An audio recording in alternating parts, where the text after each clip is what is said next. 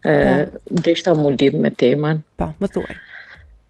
Mendoj që nuk bën me sakrifiku martesën për hir të fëmijëve, sepse nuk ja vlen për të njerëz. Po. Mendimi im ashtu është.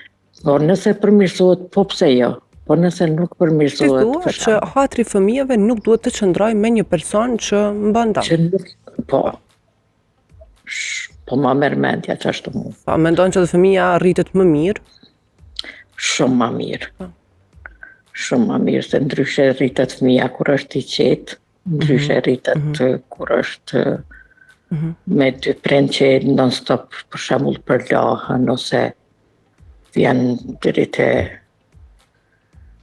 konflikti tjetër që ashtu. A mendon që së shoqëria jonë kështu ushtron një farë lloj presionit të çiftet që të mos ndahen? Mendoj këta ma të vjetër që janë. Mën me kanë ajo, ama nuk ja vlen, beso që nuk ja vlen. Kur thua që nuk ja vlen të qëndrosh me një partner hatri fëmijëve, e thua sepse e ndëgjova një zotëri më herët. Një partner që nuk e meriton. Po, shumë mirë e the. Edhe unë pajtohem shumë me ty këto që e the.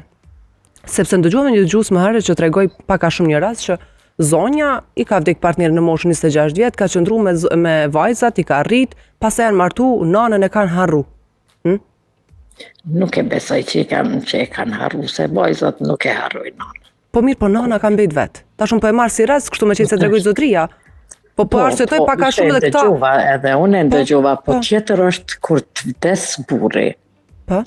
Adin, tjetër është kur vdes burri, se normal edhe unë e atë gjithë kush besoj se cila nani kishë rujtë që ata fëmijë. Sigurisht që po.